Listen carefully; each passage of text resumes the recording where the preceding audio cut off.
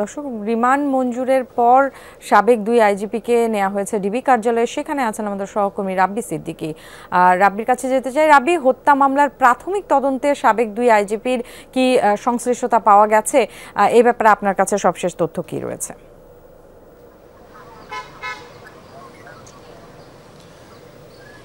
Nancy, প্রথমেই বলতে চাই তারা কিন্তু দুজনই পুলিশের প্রধান ছিলেন এবং দুজনেই প্রায় লম্বা সময় পুলিশের সর্বোচ্চ পদে থেকে এই বিদায়ী যে সরকার, সেই সরকারের পুলিশ ফোর্সের দায়িত্বে ছিলেন। স্যান্ডেলিনা সো, রূপচর্চায় আভিজাত্য।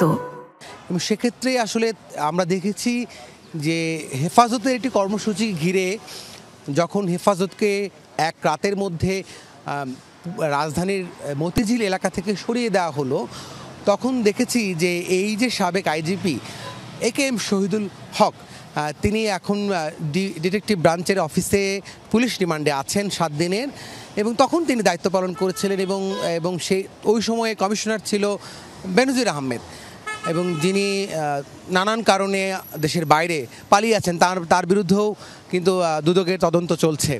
এবং এই যে বেনজির আহমেদ বাদে এই আওয়ামী লীগের সময়ের যে দুজন দায়িত্ব পালন করেছেন পুলিশ প্রধান হিসাবে, তার মধ্যে অন্যতম একজন শহীদুল হক, এবং তাকে কিন্তু নিউ মার্কেট থানার একটি হত্যা মামলায় গ্রেপ্তার করা হয়েছে। এবং তার সংশ্লিষ্টতা কি, তিনি কিভাবে এই হত্যার সঙ্গে জড়িত, সেটি তদন্ত সাপেক্ষ এবং জিজ্ঞাসাবাদ চলছে।